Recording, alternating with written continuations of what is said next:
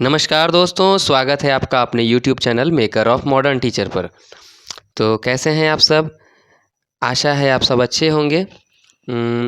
जैसा कि आप सब जानते हैं कि हमने झारखंड डीएलएड और झारखंड टेट की कक्षाओं को जो शुरू किया है और स्पेशली हम जेटेट और सीटेट को ध्यान में रखते हुए उसके क्लास 1 to 5 के पेपर 1 जो पूछा जाता है पहली से 5वीं कक्षा के शिक्षकों के लिए पेपर 1 यानी कि पर्यावरण अध्ययन, इस विषय से पूछे जाने वाले प्रश्नों को देख रहे हैं। उस श्रृंखला में आज जो तीसरा चैप्टर है वह विज्ञान एवं सामाजिक विज्ञान में संबंध एवं उनके क्षेत्र।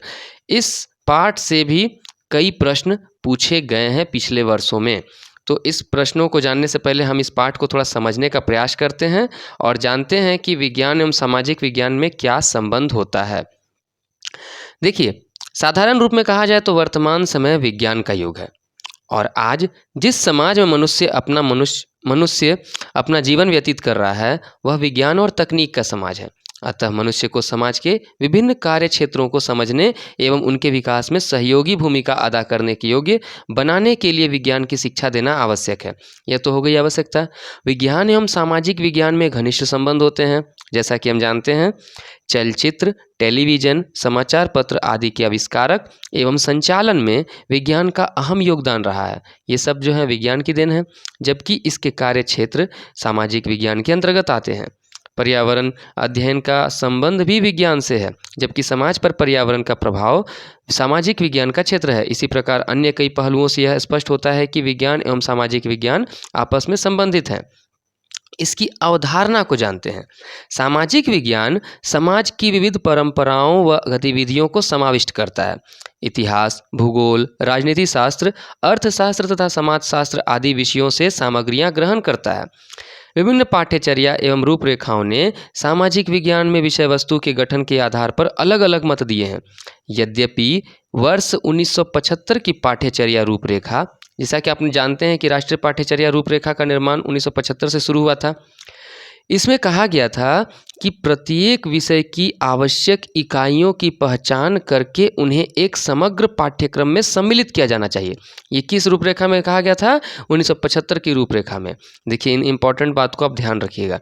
फिर भी सामाजिक विज्ञान अलग अलग विषयों के रूप में पढ़ाया जाता है। यहाँ क्या बोला गया था कि प्रत्येक विषय की आवश्यक इकाइयों की पहचान करके उन्हें एक समग्र पाठ्यक्रम में सम्मिलित किया जाना चाहिए। और एनसीईआरटी ने कक्षा 6 से 10 तक के लिए इतिहास, भूगोल और नागरिक शास्त्र की 3 अलग अलग पाठ्य पुस्तकें तैयार की। नागरिक शास्त्र को अब सामाजिक और राजनीतिक जीवन कहते हैं, परंतु परीक्षा के उद्देश्य से ये तीनों विषय एक ही प्रश्न पत्र में रखे गए थे, जिसे सामाजिक विज्ञान कहा जाता है। वर्ष 1988 में पाठ्यचर्या के पुनरीक्षण ने उच्च प्राथमिक स्तर के पाठ्यक्रम में कोई उल्लेखनीय परिवर्तन नहीं किया। यद्यपि इसमें स्पष्ट रूप से कहा गया है, सामाजिक विज्ञान की पाठ्यचर्या तैयार करते समय विशेष सावधानी बरती जाए ताकि किसी भी केंद्रीय घटक को अनदेखा नहीं किया जाए। किसमें कहा गया था? वर्ष 1988 की पाठ्यचर्या। आपको पता है 1986 में हमारी शिक्षा नीति आई थी और 1986 की शिक्षा नीति के बाद 1988 में पाठ्यचर्या आई थी। वर्तमान में नई शिक्षा नीति 2020 है जो लागू होने ही वाली है। संपूर्ण देश में धीरे धीरे कहीं कहीं शुरुआत हो रही है इसकी। इसके बाद अब एक नई पाठ्यचर्या आने की स्थिति बन रही है। तो उसके बाद हम लोग पहले जान लेंगे राष्ट्रीय शिक्षा नीति 2020 को भी समझ लेंगे अगले किसी एक वीडियो में। तब तक हम देखते हैं कि माध्यमिक स्तर पर इसके अंतर्गत 4 पुस्तकों को स्थान दिया गया था। इतिहास, भूगोल, नागरिक शास्त्र की सूची में अर्थशास्त्र। आपको पता है 9-10 में अर्थशास्त्र भी एक विषय जोड़ा गया। विद्यालयी शिक्षा के लिए राष्ट्रीय पाठ्यचर्या की रूपरेखा NCF 2000 में सामाजिक विज्ञान के लिए बोधगम्य पाठ्यचर्या पर जोर दिया गया। बोधगम्य पाठ्यचर्या, एक नई पाठ्यचर्या बनाई गई वर्ष 2000 में, जिसके बाद आपको NCF 2005 फिर लाया गया। आपको पता होना चाहिए कि अभी जो वर्तमान में पाठ्य पुस्तक चल रही है वह राष्ट्रीय पाठ्यचर्या रूपरेखा 2005 के तहत चल रही है। इसमें कहा गया कि सूचनाओं के द्वारा बोझिल न बनाया जाए, मतलब कि शिक्षा को सूचनाओं के द्वारा बोझिल न बनाया जाए। साथ ही यह विशिष्ट विषय वस्तुओं और मुद्दों के चयन द्वारा विचारों को अंतर संबंधित किए जाने की आवश्यकता पर भी स्पष्ट करता है। मतलब कि जो कंटेंट पुस्तक के अंदर हैं और जो आइडियाज़ मनुष्य के अंदर होते हैं, व्यक्ति के यानी बालकों के बालिकाओं के अंदर में होते हैं, उनमें संबंध स्थापित करके बच्चों को सिखाया जाए। भूगोल, इतिहास, नागरिक शास्त्र, अर्थशास्त्र एवं समाजशास्त्र से विषय वस्तु ली जा सकती है, जिन्हें जटिल से सरल एवं अप्रत्यक्ष से प्रत्यक्ष की ओर उपयुक्त क्रम में रखा जाए। ठीक है। नवीन ज्ञान पर आधारित सामाजिक अध्ययन अपनी विषय वस्तु के आज के जटिल विश्व को सरल एवं स्पष्ट बनाने के लिए शिक्षण का नवीन आधार प्रदान करता है। ठीक है। MP मुफात के अनुसार, देखिए इन कथनों को थोड़ा ध्यान से देखिएगा, सुनिएगा, कि सामाजिक अध्ययन ज्ञान का वह क्षेत्र है जो युवकों को आधुनिक सभ्यता के विकास को समझने में सहायता करता है। ऐसा करने के लिए यह अपनी विषय वस्तु को समाज विज्ञानों तथा समसामयिक जीवन से प्राप्त करता है। क्या कहा गया है कि सामाजिक अध्ययन ज्ञान का वह क्षेत्र है जो युवकों को आधुनिक सभ्यता के विकास को समझने में सहायता करता है। ऐसा करने के लिए यह अपनी विषय वस्तु को समाज विज्ञानों तथा समसामयिक जीवन से प्राप्त करता है। ठीक। सामाजिक तथा भौतिक वातावरण का अध्ययन सामाजिक अध्ययन की अवधारणा है, जो सामाजिक तथा भौतिक वातावरण की विवेचना करता है। जॉन यू माइकेलिस के अनुसार सामाजिक अध्ययन का कार्यक्रम मनुष्य के अतीत, वर्तमान तथा विकसित होने वाले भविष्य के सामाजिक और भौतिक पर्यावरणों के प्रति उनके द्वारा की गई पारस्परिक क्रिया का अध्ययन है। ठीक है। मनुष्य के व्यक्तित्व एवं पारस्परिक समूह व सामूहिक संबंध की भी सामाजिक अध्ययन के अंतर्गत आ जाते हैं। सामाजिक अध्ययन की विषय वस्तु इसमें शामिल किया गया है। सामाजिक विज्ञान संबंधी विचार, नियम, मुद्दे, जो बातें हमें जाननी है कि सामाजिक विज्ञान में किन किन बातों को शामिल करने का उद्देश्य है। देखिए यहाँ लिखी बातों को आप अपने DLED के उत्तर में भी लिख सकते हैं। ठीक है ना, लॉन्ग आंसर बनाते समय। और JTET जो है उसके लिए इसमें लिखे हुए जो महत्वपूर्ण तथ्य हैं वो आप समझिए। आगे आपको प्रश्न देखने को मिलेंगे तो आपको पता चलेगा कि किस प्रकार के प्रश्न पूछे जाते हैं। ठीक है, आगे देखते हैं। देखिए, विविधता और स्थानीय विषय वस्तु यानी डाइवर्सिटी एंड लोकल थीम। विविधता समाज में यह महत्वपूर्ण है कि विविधतापूर्ण समाज में यह महत्वपूर्ण है कि सभी क्षेत्र और सामाजिक समुदाय पाठ्य पुस्तकों से जुड़ सकें। पाठ्य पुस्तक रचना की केंद्रीकृत प्रकृति को देखते हुए यह प्रायः असंभव है। अतः हमें एक ऐसा विकल्प ढूंढना चाहिए कि उसका संस्थानीकरण करने की ओर प्रयास करना चाहिए जो कि विकेंद्रीकृत पद्धति से कार्य करे और अध्यापक, विद्यार्थी और स्थानीय समुदाय अपने अनुभवों को उसमें शामिल कर गौरवान्वित हो सकें।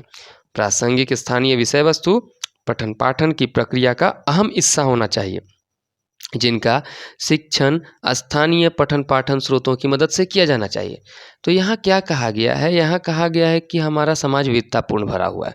अब इसमें हर एक विषय को हमको पाठ्य पुस्तक में जोड़ना है। उसके लिए हमें ऐसा माहौल, ऐसा पाठ्यक्रम बनाना चाहिए जो एक संस्थान के द्वारा प्रदान किया जा सके। ये बात समझ में आ रहा है? दूसरा है वैज्ञानिक दृढ़ता। प्रायः यह माना जाता है कि मात्र प्राकृतिक और भौतिक तत्वों का ही वैज्ञानिक परीक्षण संभव है और मानव विज्ञान से संबंधित ज्ञान अर्थात इतिहास, भूगोल, अर्थशास्त्र, राजनीति शास्त्र आदि की प्राकृतिक माने कि ये सारे चीज़ वैज्ञानिक है नहीं। हमको वैज्ञानिक तरीके से ही ज्ञान अच्छे तरीके से हम दे सकते हैं। प्राकृतिक विज्ञानों को मिली वैधता और उच्च स्तर देखते हुए सामाजिक विज्ञान के कुछ कर्ता भी अपने सिद्धांतों में भौतिक व प्राकृतिक विज्ञान का अनुकरण करने का प्रयास करते हैं। कहने का मतलब सामाजिक विज्ञान को विज्ञान के रूप में पढ़ाने पर जोर दिया गया है। उपरोक्त आधार पर यह जान लेना आवश्यक है कि प्राकृतिक व भौतिक विज्ञान की तरह सामाजिक विज्ञान भी वैज्ञानिक जांच पड़ताल हेतु उपयुक्त है।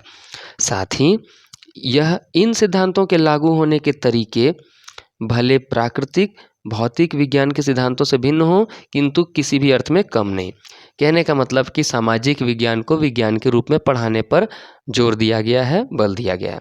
मूल्य संबंधी सरोकार। सामाजिक विज्ञान से क्या होता है? स्वतंत्रता, विश्वास, सम्मान, विविधता, ऐसे मानवीय मूल्यों का विकास करना भी इसका कार्य है।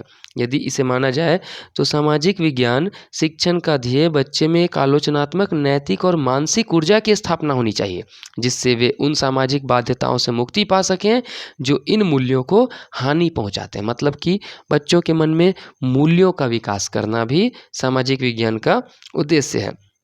विषयों के बीच अंतर संबंध। सामाजिक विज्ञान और पर्यावरण अध्ययन को संबंधित करते हुए एकीकृत बनाने का उद्देश्य है कि विषयों के बीच अंतर संबंध डालना। इतिहास, भूगोल, राजनीति शास्त्र, अर्थशास्त्र, इतनी सारे विषय हैं, इनमें प्रायः सीमाओं को बनाए रखना न्यायोचित ठहराते हैं। इन विषयों की सीमाओं को खोले जाने की तथा निर्दिष्ट सिद्धांत को समझने के लिए कई प्रकार के दृष्टिकोणों को अपनाना आवश्यक है। एक समर्थ पाठ्यचर्या में ऐसे प्रसंगों की आवश्यकता है जो अंतर विषयक विचारों को प्रेरित करे। ये प्रसंग सांस्कृतिक रूप से प्रासंगिक होने चाहिए तथा अवधारणाओं को बच्चे की आयु को ध्यान में रखते हुए सम्मिलित किया जाना चाहिए। ऐसी विषय वस्तुओं के चयन की आवश्यकता है जिनके जरिए विभिन्न विषयक अधिगम एक गहरी और बहुमुखी समझ बनाने में मदद कर सके। अंतर विषयक संबंध हेतु कुछ उपविषयों का चुनाव सावधानी पूर्वक किया जाना चाहिए। साथ ही भिन्न विषयों के पृथक अध्याय होने चाहिए। तो देखिए, अलग अलग विषय हो रहे हैं, बहुत सारे विषय हैं, तो इन विषयों को छोटी कक्षाओं में एकीकृत करके किस प्रकार अवधारणाओं को समझाया जाए, इसी उद्देश्य से पर्यावरण अध्ययन को सामाजिक विज्ञान के साथ संबंधित किया गया है।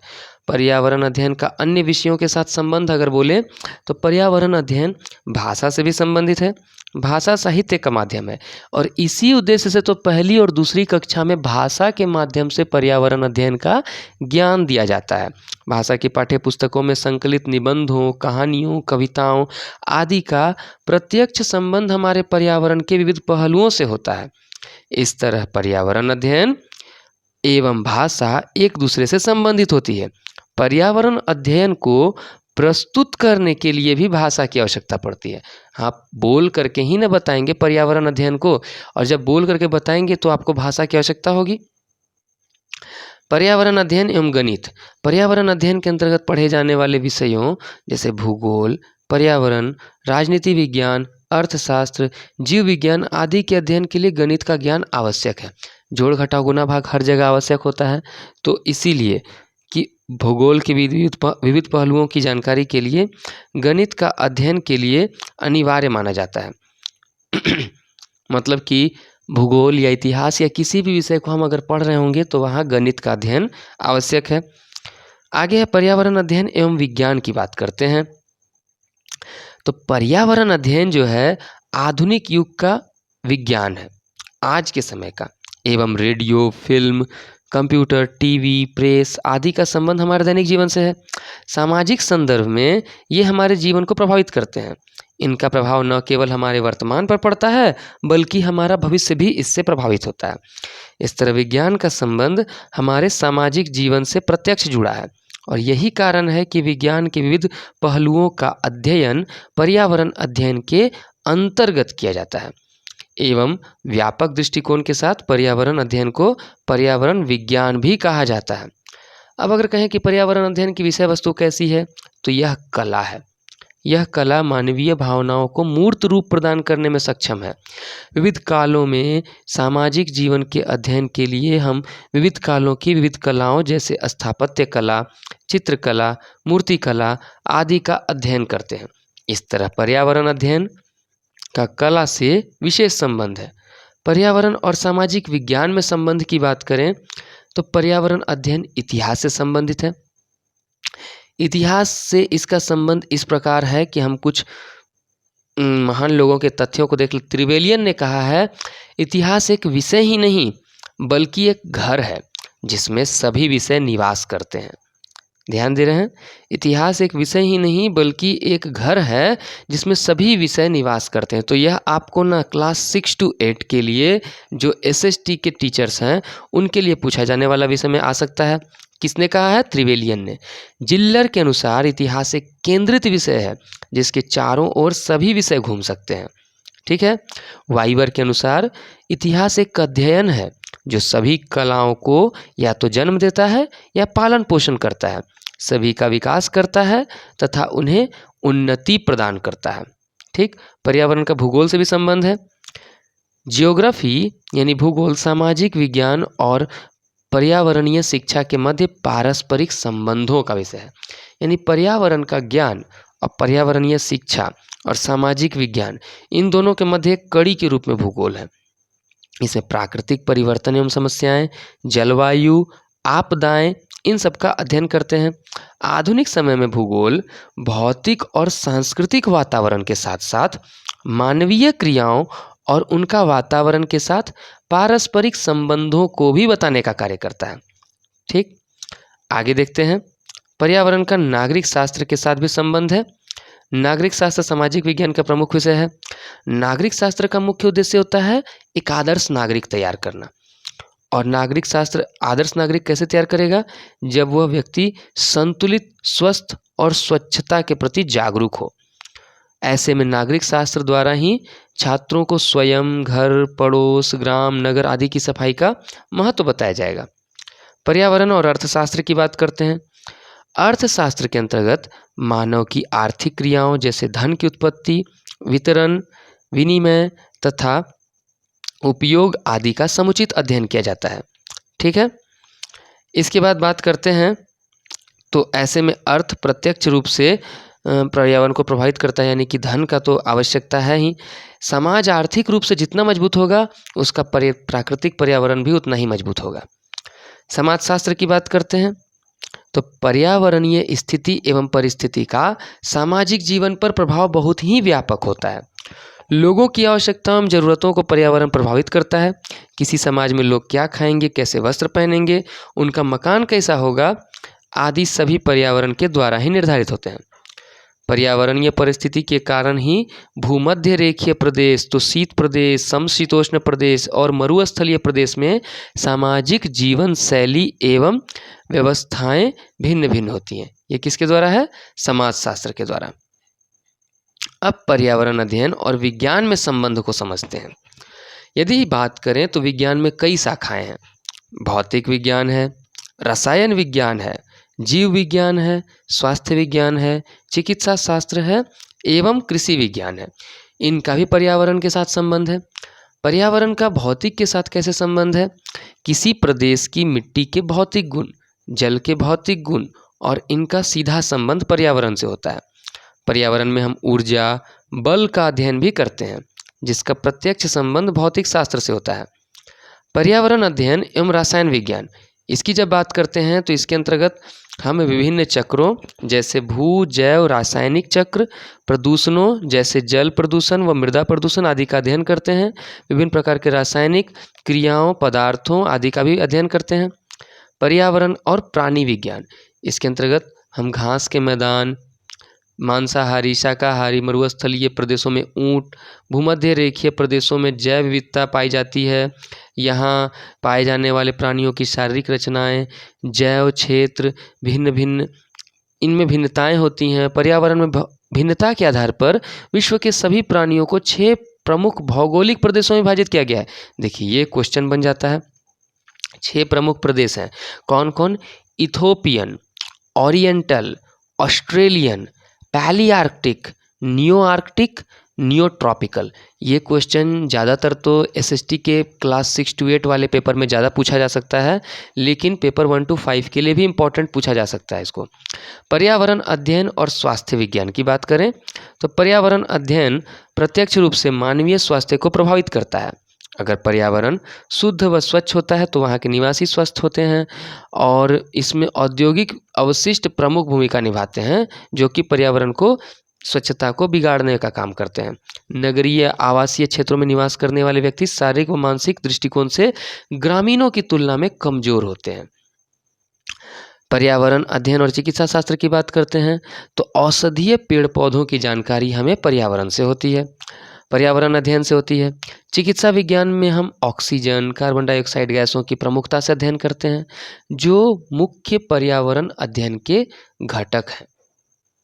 पर्यावरण अध्ययन कृषि विज्ञान की बात करें तो कृषि भारत का सर्वप्रमुख कार्य है। भारत कृषि प्रधान देश है और अगर हम बोलें तो यहाँ पर किसी क्षेत्र में चावल का उत्पादन अधिक होता है, तो कहीं गेहूँ, तो कहीं गन्ना।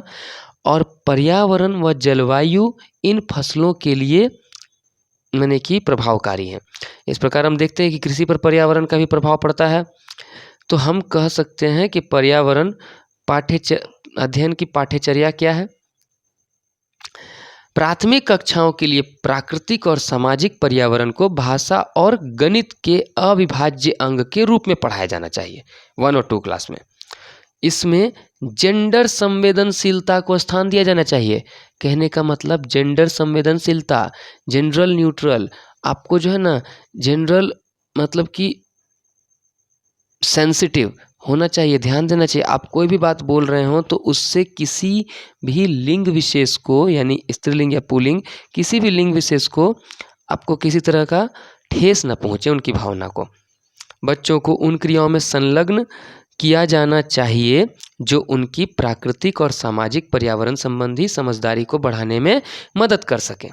इस स्तर पर निगमनात्मक विधि के आधार नहीं बने। निगमनात्मक विधि कहने का मतलब सरल से जटिल आगमन विधि, जटिल से सरल निगमन विधि। तो पहली और दूसरी कक्षा में निगमन विधि का प्रयोग नहीं करना है, बल्कि आगमनात्मक विधि के आधार पर ही समझाया जाना चाहिए। जीवन के भौतिकीय, जैविकीय, सामाजिक और सांस्कृतिक पहलू से संदर्भित सचित्र उदाहरण देने की आवश्यकता होती है। बच्चों में अवलोकन, पहचानने और वर्गीकरण करने के कौशलों के विकास के लिए भी इनका महत्वपूर्ण है विशेषता। 3 से 5 तक की कक्षाओं में पर्यावरण अध्ययन को एक नए विषय के रूप में शामिल किया जाए। बच्चों में प्राकृतिक और सामाजिक पर्यावरण के संबंधों की पहचान करने तथा उन्हें समझने की योग्यता का विकास होना चाहिए। उन्हें प्राकृतिक विविधता और सामाजिक सांस्कृतिक विविधता के बीच समानता की पहचान करना सीखना चाहिए। अवलोकन और अनुभव के आधार पर सामाजिक विज्ञान शिक्षण बच्चों में ज्ञान आधारित क्षमता का विकास किया जा सकता है। तो हमने पढ़ा कि पर्यावरण और सामाजिक विज्ञान में क्या संबंध है। यह बहुत ही छोटा सा चैप्टर था और इससे प्रश्न अधिक नहीं पूछे जाते हैं, लेकिन एक इम्पॉर्टेंट चैप्टर होने के नाते 2 या 4 प्रश्न आ ही जाने की संभावना बनती है। तो हम इसके बनने वाले प्रश्नों को देखेंगे। पहला प्रश्न है कि विज्ञान से सामाजिक विज्ञान के निम्नलिखित में से किन विषयों का विशेष संबंध होता है, यानी विज्ञान मूल रूप से किन से और किन से संबंधित होता है। अगर बात की जाए तो इतिहास भूगोल, नागरिक शास्त्र और अर्थशास्त्र, नागरिक शास्त्र एवं इतिहास और पर्यावरण अध्ययन एवं अर्थशास्त्र। अगर बात की जाए तो वैज्ञानिक पद्धति किस में है। देखिए, अगर हम बात करते हैं नागरिक शास्त्र की तो यह आपको एक सैद्धांतिक और व्यवहारिक ज्ञान प्रदान करता है, और इतिहास की तो इतिहास भी वही चीज़ है जो सैद्धांतिक और व्यवहारिक ज्ञान प्रदान करता है। तो इसीलिए पहला का आंसर 3 हो जाएगा, नागरिक शास्त्र एवं इतिहास। दूसरा है बच्चों में विज्ञान विषय की समझ पैदा होने से उनके स्वभाव में खाली स्थान के साथ साथ उनके कार्य करने के तरीकों में भी स्पष्ट बदलाव आता है। तो उनके स्वभाव में खाली स्थान के साथ साथ उनके कार्य करने के तरीकों में बदलाव आता है। माने कि स्वभाव में किस तरीके से, सामाजिक दृष्टिकोण, संवेगात्मक दृष्टिकोण, वैज्ञानिक दृष्टिकोण।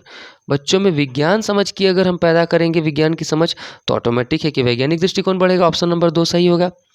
तीसरा नंबर है कि पर्यावरण अध्ययन के बारे में निम्नलिखित में से कौन सा कथन गलत होता है।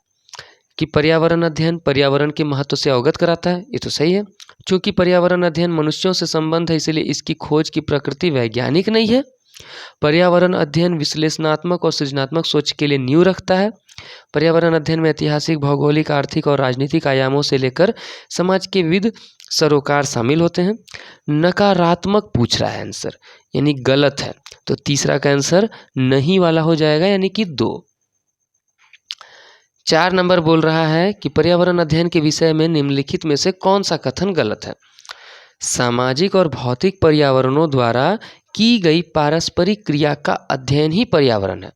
पर्यावरण अध्ययन शिक्षा के आधुनिक दृष्टिकोण के रूप में के अनुरूप उपयुक्त नहीं है। पर्यावरण अध्ययन एक परंपरागत विषय न होकर एक स्वतंत्र विषय है। या फिर पर्यावरण अध्ययन का संबंध प्रत्यक्ष रूप से मानवीय संबंधों से है। तो 4 का आंसर अगर हम देखेंगे कौन सा कथन गलत है, तो आप देखते हैं उपयुक्त नहीं है, ऑप्शन नंबर 2। 5 नंबर बोलता है पर्यावरण अध्ययन का संबंध निम्नलिखित में से किस विषय से है? भाषा से है, विज्ञान से है, सामाजिक विज्ञान से, या इन सभी से? एकदम सीधा सा बात है, इन सभी से है, ऑप्शन नंबर 4। पर्यावरण अध्ययन के शिक्षण अधिगम में भाषा की सार्थकता पर अधिक बल देने की आवश्यकता है। देखिए, पर्यावरण अध्ययन के शिक्षण अधिगम में भाषा की सार्थकता पर अधिक बल देने की आवश्यकता है। निम्नलिखित में से कौन सा विचार उपरोक्त विचार को संप्रेषित नहीं करता है? नकारात्मक है। पर्यावरण अध्ययन जैसे तथ्य उन्मुखी विषय के में भाषा की सार्थकता सबसे कम होती है। पर्यावरण की शिक्षण अधिगम प्रक्रिया के प्रति केवल भाषा शिक्षक ही न्याय कर सकते हैं। क्योंकि भाषा महत्वपूर्ण है, अतः पर्यावरण अध्ययन के शिक्षक को इसकी परीक्षाओं में अवबोधन व्याकरण के प्रश्न शामिल करने चाहिए। भाषा प्रयोग और अर्थ की प्रभावी समझ पर्यावरण अधिगम को संवर्धित करता है। पूछ रहा है कि कौन ऐसा विचार नहीं करेगा? तो देखिए, भाषा प्रयोग संवर्धित करता है, चौथा नंबर सही है। इनके प्रश्न शामिल करने चाहिए, ये भी सही है। पर्यावरण की शिक्षण अधिगम प्रक्रिया के प्रति केवल भाषा शिक्षक ही न्याय कर सकते हैं, तो है, पूरा गलत नहीं है। भाषा शिक्षक रहेंगे तो वही पर्यावरण से संबंधित बात को सही बता सकते हैं। और पर्यावरण अध्ययन जैसे तथ्य उन्मुखी विषय में भाषा की सार्थकता सबसे कम होती है, ये गलत ऑप्शन है, 6 का नंबर 1 हो जाएगा। पर्यावरण अध्ययन अपनी विषय वस्तु भूगोल व जीव विज्ञान के अतिरिक्त मुख्य रूप से किन विषय से प्राप्त करता है? राजनीति विज्ञान, दर्शन शास्त्र, विज्ञान, चित्रकला। अब चित्रकला तो यहाँ नहीं आता है, दर्शन शास्त्र भी यहाँ नहीं हो पाता है। ध्यान देंगे तो विज्ञान के अंतर्गत तो ये आ ही गए 3 खंड, भूगोल, जीव विज्ञान, रसायन विज्ञान और भौतिकी शास्त्र। हम यहाँ देख रहे हैं भूगोल जीव विज्ञान के अंतर्गत, और इसके अलावा राजनीति विज्ञान की बात करें, ऑप्शन नंबर 1। 8 नंबर है निम्नलिखित कथनों पर विचार कीजिए। इतिहास एक केंद्रित विषय है जिसके चारों ओर विषय घूम सकते हैं। सही कथन है। इतिहास एक विषय नहीं बल्कि एक घर है जिसमें सभी विषय निवास करते हैं। दोनों कथन सही है। किनके द्वारा कहा गया है? नाम को एक बार पढ़ लीजिएगा, ऑप्शन नंबर 3 हो जाएगा दोनों। 9 नंबर है निम्नलिखित में से कौन सा कथन सत्य है? मानव की सभी क्रियाओं का आधार आर्थिक ही होती है। पर्यावरणीय स्थिति एवं परिस्थिति का सामाजिक जीवन पर प्रभाव बहुत ही व्यापक होता है। लोगों का मकान कैसा होगा यह पर्यावरण के द्वारा ही निर्धारित होता है। तो ये बात तो है कि पर्यावरण के द्वारा उनका मकान निर्धारित होता है। क्रियाओं का आधार आर्थिक होता है, ये भी सही है। पर्यावरणीय स्थिति एवं परिस्थिति का सामाजिक जीवन पर प्रभाव पड़ता है, ये भी सही है। यानी कि 9 का 4 तीनों ऑप्शन, यानी ऑप्शन नंबर 4। 10 नंबर है बच्चों की जल की उपयोगिता के विषय में बताने हेतु शिक्षक के लिए क्या क्या करना अधिक उपयुक्त होगा? बच्चों को जल की उपयोगिता के बारे में एक निबंध लिखने के लिए कहना। ऐसा कथन जो आता है ना, निबंध लिखने के लिए कहना, रटने के लिए कहना, याद करने के लिए कहना, जल की उपयोगिता पर व्याख्यान देना, ये वाला भी निबंध व्याख्यान ये दोनों नहीं होता है। जल के दैनिक उपयोग का उदाहरण देते हुए इसके न होने की स्थिति में होने वाली परेशानियों से बच्चों को अवगत कराना। नदी, तालाब या समुद्र के चित्र बनाने के लिए कहना। चित्र बनाने कहना हो सकता है, लेकिन इससे उपयोगिता नहीं सीख पाएगा। लेकिन यदि आप उदाहरण दे करके उसको बताते हैं, उसका उपयोगिता समझाते हैं। अब ये कौन सी विधि हो गई? आगमन विधि। 10 का ऑप्शन नंबर 3। 11 क्या है कि प्राथमिक स्तर पर पर्यावरण अध्ययन की पाठ्यचर्या के संबंध में निम्नलिखित में से कौन सा कथन सत्य है? प्राथमिक कक्षाओं के लिए प्राकृतिक और सामाजिक पर्यावरण को भाषा और गणित के अविभाज्य अंग के रूप में पढ़ाया जाना चाहिए। बिल्कुल सही है। इनमें जेंडर संवेदनशीलता को स्थान देना चाहिए, ये भी सही है। बच्चों को उन क्रियाओं में संलग्न किया जाना चाहिए जो उनकी प्राकृतिक और सामाजिक पर्यावरण संबंधी समझदारी को बढ़ाने में मदद कर सके। उपरोक्त सभी 11 का आंसर नंबर 4 हो जाएगा। 12 में आते हैं तो निम्नलिखित कथनों पर विचार कीजिए। पर्यावरण में हम ऊर्जा एवं बल का भी अध्ययन करते हैं जिसका सीधा संबंध भौतिक शास्त्र से होता है। पर्यावरण यह निर्धारित करने में सक्षम होता है कि किसी प्रदेश में कितने व कैसे प्राणी पाए जाएंगे। ठीक है, तो यहाँ हम ध्यान से देखते हैं तो दोनों ऑप्शन इसके सही हैं, यानी कि ऑप्शन नंबर 3। 13 की बात करें, पर्यावरण की भिन्नता के आधार पर विश्व के प्राणियों को 6 प्रमुख भौगोलिक प्रदेशों में बांटा जाता है। Ethiopian, Oriental, Australian, Palearctic, Nearctic, Neotropical. ये 6 ऑप्शन सही है, ऑप्शन नंबर 4 हो जाएगा। देखिए पिछले वर्ष में पूछे गए प्रश्न हैं, ये सीटेट 2014 का प्रश्न है कि सामाजिक विज्ञान अध्ययन का निम्नलिखित में से कौन सा उद्देश्य नहीं है। इसे बच्चों को मुख्य शब्दावली की सही परिभाषा याद करने के योग्य बनाना। देखिए जहाँ भी तकनीकी शब्दावली, परिभाषा, रटंत विद्या, पुनरावृत्ति, याद करना, ये सारे शब्द जो है ना नहीं होंगे सही। ऑप्शन तो इसका देख करके डायरेक्ट मिल गया कि ऑप्शन नंबर 1 सही है, 14 का ऑप्शन नंबर 1। आगे है इसे शिक्षार्थियों को विद्यमान विचारों और अभ्यासों पर प्रश्न करने के योग्य बनाना चाहिए। इसे बच्चों को समाज के एक जिम्मेदार सदस्य के रूप में बढ़ने के योग्य बनाना चाहिए। इसे बच्चों को संस्कृति अभ्यासों में विविधता का सम्मान करने योग्य बनाना चाहिए। ऑप्शन नंबर 1 हो गया इसका, जो उद्देश्य नहीं है। 15 नंबर की बात करते हैं तो प्राथमिक स्तर की ईवीएस की पाठ्यचर्या को शुद्ध विज्ञान और सामाजिक विज्ञान की संकल्पनाओं को सम्मिलित करके विकसित किया गया है। ऐसा करने का मुख्य उद्देश्य क्या है? शिक्षार्थी के पर्यावरण को साकल्यवादी ढंग से देखने योग्य बनाना, पढ़ाई के विषयों की संख्या को कम करना, विद्यार्थी के बस्ते का बोझ कम करना, विषय अध्यापकों की आवश्यकता को कम करना। तो देखिए सबसे पहला पर्यावरण को जानने योग्य बनाना, यानी कि ऑप्शन नंबर 1 हो गया इसका सही आंसर। तो इस प्रकार हमने देखा कि पर्यावरण अध्ययन और सामाजिक विज्ञान में जो संबंध है, इनसे बनने वाले महत्वपूर्ण प्रश्नों को अगली कक्षा में हम किसी महत्वपूर्ण वीडियो के साथ आपके सामने उपस्थित होंगे। तब तक के लिए धन्यवाद।